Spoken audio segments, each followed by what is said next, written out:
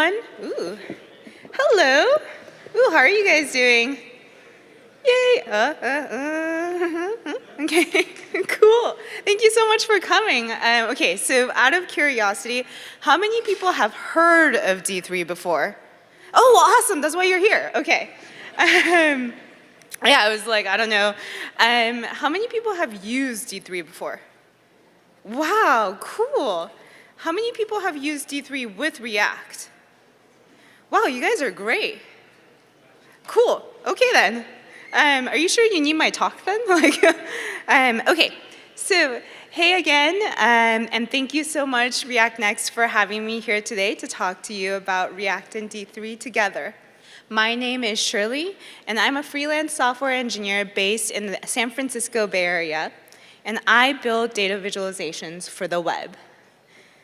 I built them for product, I built them for story. I use D3, but most often my projects use D3 and React together. So when I tell people that I use React with D3, the question I get the most often is, how do you use them together? Who gets control of the DOM? And I want to rephrase that question to, who needs control of the DOM?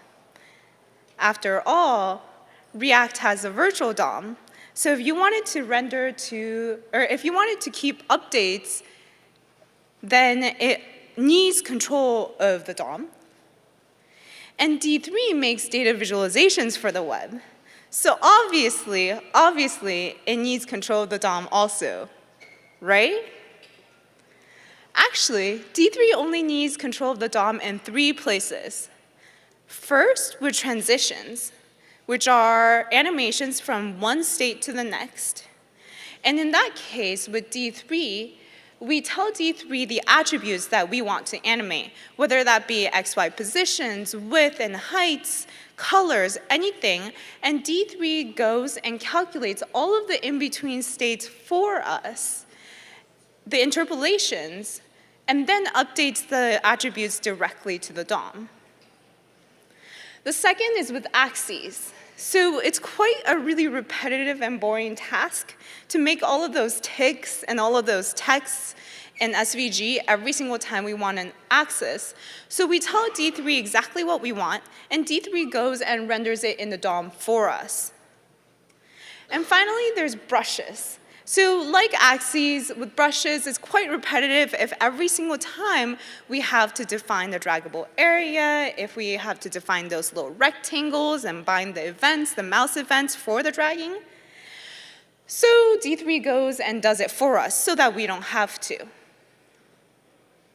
And the other things that we so most commonly associate with D3, things like layouts, so that could be the force layout, that could be circle packs, that could be chord diagrams or tree maps, or with maps, with geo and projections, and shapes, so that could be line charts and area charts. For all of those things that we so most commonly associate with D3, we don't actually need to give D3 control of the DOM. What's happening instead is we give D3 our raw data, and D3 gives back that same data, but with new information on top that will help us render the visualization. And that really is the power of D3 to me, which is that it transforms raw data. Let's say the average temperature of a city across time, and it translates that data for us into screen space. So it gives us back for the temperatures. It gives us back X, Y positions. It gives us back the radii or the colors or whatever we need. And so what D3 does for us is abstract away those common repetitive tasks for building data visualization in the web. Which means that in most cases, we can just have React do the rendering and D3 do the calculation. The only exceptions being those 3 places that I mentioned earlier, where if you want D3 to do the transitions, the axes, or brushes, in which case you should have React do both the rendering and the calculations, and have D3 you should have D3 do the rendering and the calculations, and have React hang out in the background for structural support. So before we get into the how of using React and D3 together, I want to take a step back and ask the why. Why are we trying to use React and D3 together?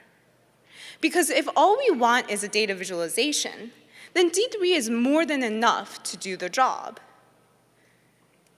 Take, for example, this visualization I did last year of the top summer blockbusters in the last 2.5 decades, reimagined as flowers, where each of the petals are different parental guidance ratings, each of the colors are different genres, the size and number of petals indicate their IMDb ratings out of 10.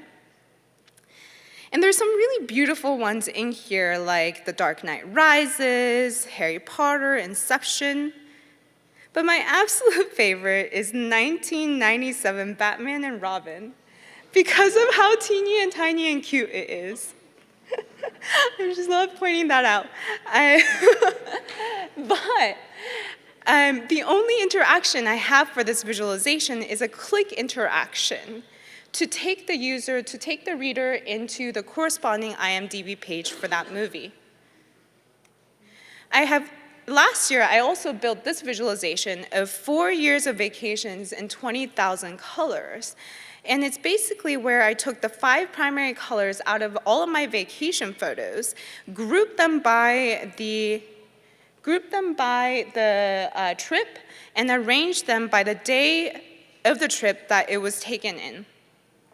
And I really like this visualization because I learned a lot about myself with this one, which is that, so I really like nature and I really like taking pictures of nature, so all of these blues and greens made a lot of sense, but I was like not understanding why it has so many reds and oranges, because there's only so many sunrises that, actually I've never woken up for a sunrise, but there's only so many sunsets I could take pictures of. And when I looked into like what those pictures were, it turns out they were food pictures.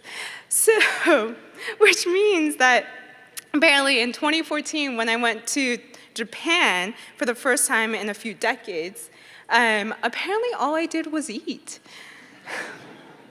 And here, this is my Iceland trip. So, you know, a lot of waters, and as expected, apparently all I do in New York is also eat.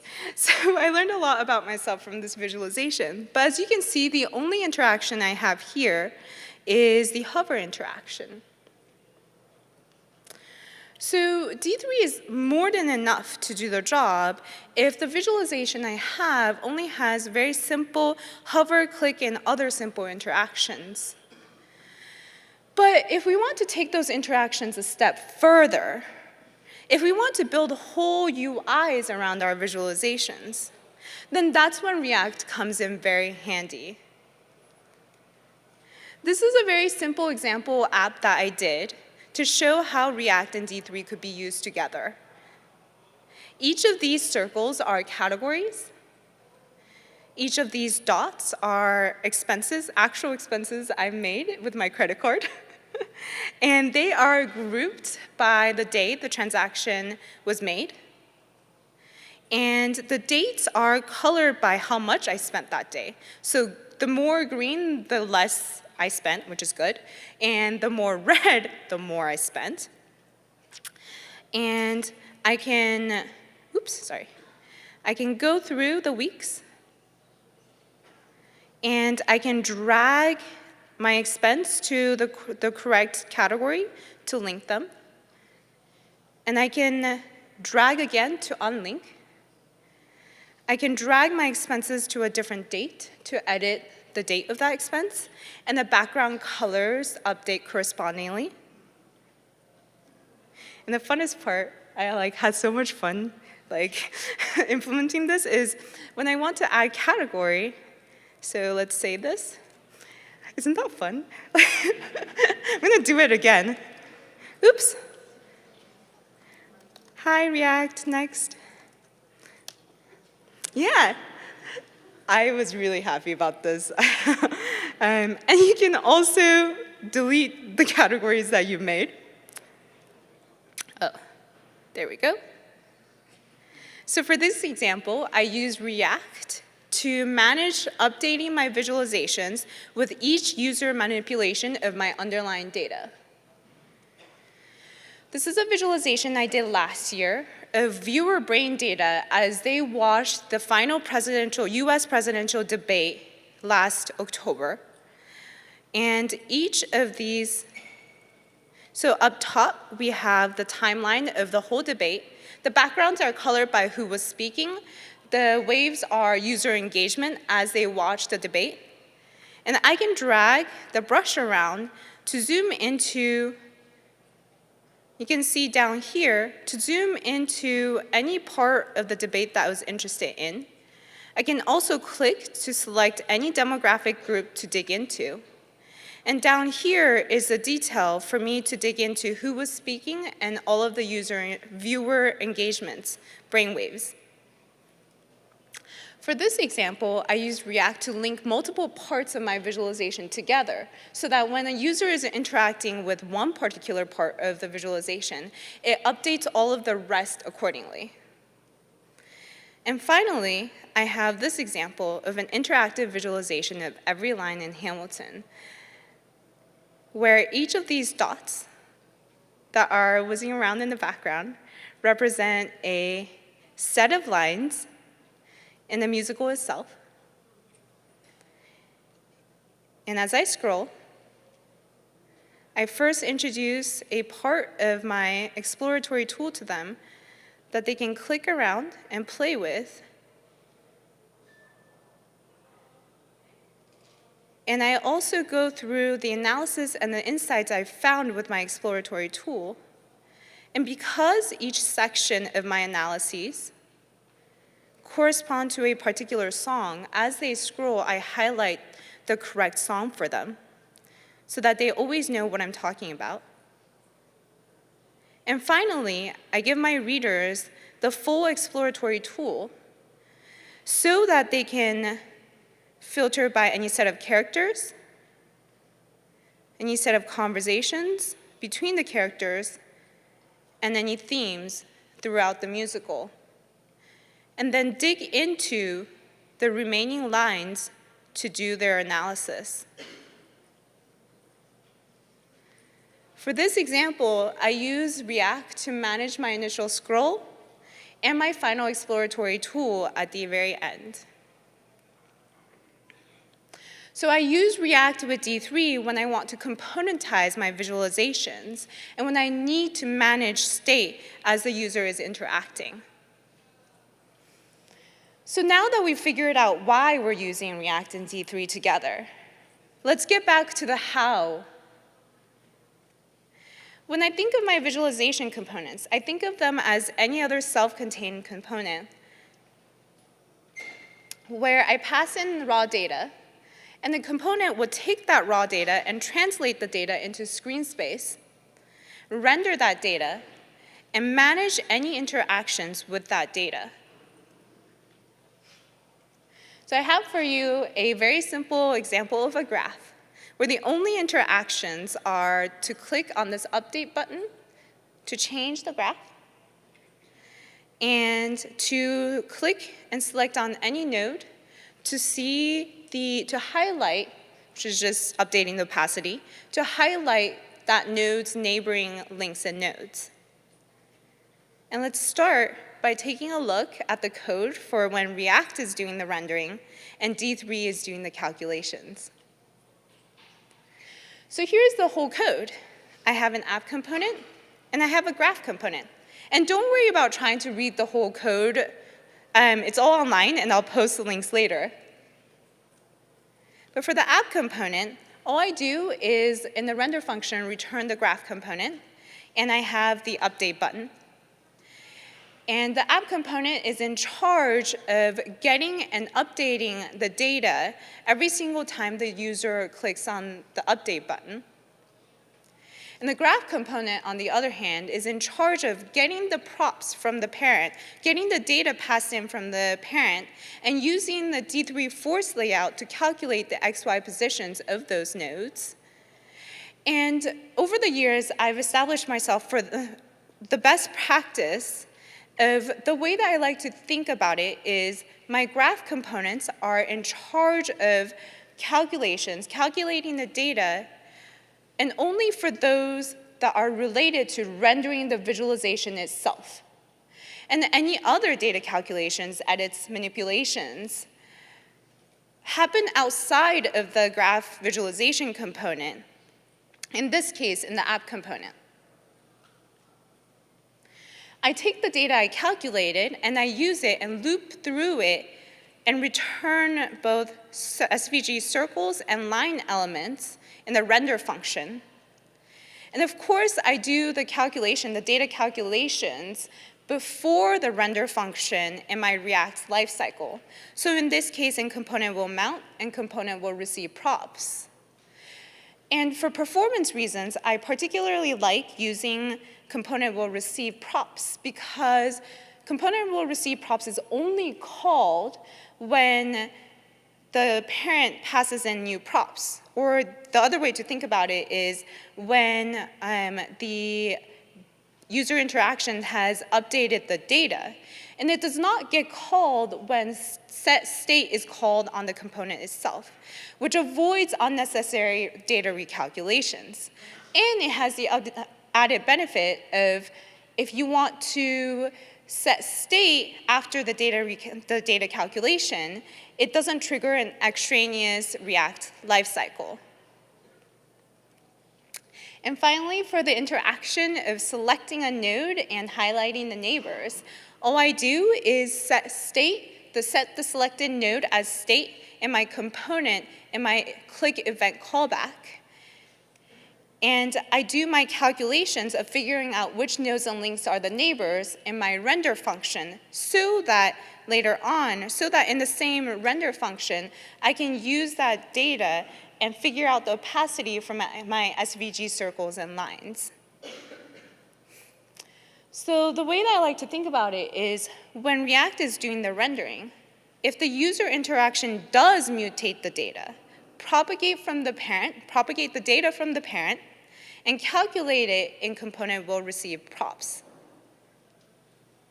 If the user interaction does not mutate the data, then set that in the state in the component and calculate it in render. Let's take a look at the same example, but now with D3 doing both the rendering and the calculations. So the app component remains exactly the same, but the graph component has changed quite significantly. The main difference being in the render function, where now instead of returning an SVG circle and line, all I'm doing is returning an empty container element. And I take that empty container element and I wrap it in a D3 selection so that I can use it in my D3 render code later on. And I also call my calculate and render functions from my component did mount and component did update. As for my calculation code, the code for calculating the graph data for figuring out the X, Y positions remain exactly the same as before. But what's changed is that calculation for which neighbors to highlight, I've taken that out of the render function. I've now placed that into the component did mount and component did update functions so that I can use that calculated information in my D3 render function, in my D3 render code, and use that to set the opacity of my nodes and links. And in my D3 render code, when I go through my enter, update, exit, my D3 enter, update, exit pattern, the best practice I've developed for myself over the years is I think of it as defining exactly what the visualization should look like given any set of props, data, and any set of state on the component. Just like how I think about what the render function returns, how the render function returns in React. And this is so that if further down the line I want to implement a new feature or a new interaction, The only code I need to change is updating the data so that the correct visualization is rendered with very little additional code. And finally, for that same interaction of selecting a node, I do the exact same thing of setting the state in the event callback. And when I first started doing D3 and React together, I was always really tempted to just take the shortcut and put the D3 code in here, where in this case, I would just update the opacity of my nodes and links directly into this event callback.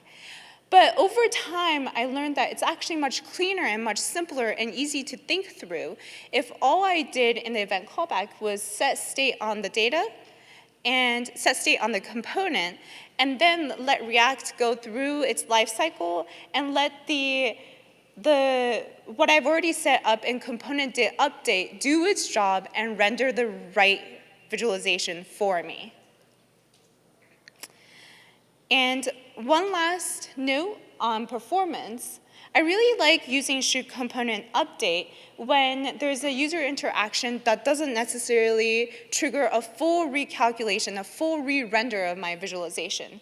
In that case, I calculate the subset and re-render the subset that I need to. So in this case, when a user selects a node, all I have to do is the only calculation I should be doing is for the neighbors and updating the opacity of my nodes and links. And then I return false to end my React lifecycle.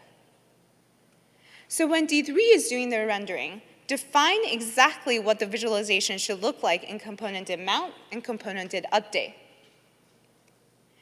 And never, ever, ever, ever, ever let D3 and React control the same parts of the DOM unless you want to be debugging for the whole afternoon and be like, why? So after all this, you might be like, WTF, Shirley? Like, what gives? This is basically what I do in my everyday life. This thought process is exactly what I go through working on my non-D3, non-data visualization React components. And you're exactly right, and that's also precisely my point, which is that the design of data visualization might be foreign to us as front-end developers, but the implementation, the coding of it in the browser shouldn't be, because it's just like any other UI project. We apply the exact same thought process as we do normally. So when we talk about the how of D3 and React together, there's a lot of really great literature and really great component libraries that have been published in the last few years. But for some reason, we still haven't agreed on the one best approach. And I think that's absolutely okay, because to me, what's the most important is that you and your team use the best approach for your project. And that brings me to my final point, which is that there's been a lot of really great progress that's been made in the design of data visualization. But now that it's been in the browser for the last few years, I'm really excited as we go forward. I'm really excited to figure out what can we apply to D3 and data visualization that we already do with React and the UI. So I'm really excited as we go forward to stop concentrating so much on the how of React and D3 and start working more on the what. What can we do with React and D3 together to push the practice of data visualization and user interface forward? Thank you. So I have 5 minutes to take questions if you guys want. Yeah, so other than React, I've used Backbone, and thank you. So I've used Backbone before I came to React. I've never really used Angular or Ember or anything else, but I actually really like using React because it really helps me with the way that I think of my visualizations and think of laying out my user of using or of laying out my user interface, because when it was with Backbone, I ended up having a lot of spaghetti events. Like the event callbacks, I started having like a lot of spaghetti code. And then, so even if I'm not really using React to render, actually most of my code, most of my project, I use D3 to do the rendering and the calculations. But I still like wrapping it around in React because it helps me think through how to structure and architect my application. Yeah, thank you. Thank you. Yeah, so if you guys have any other questions,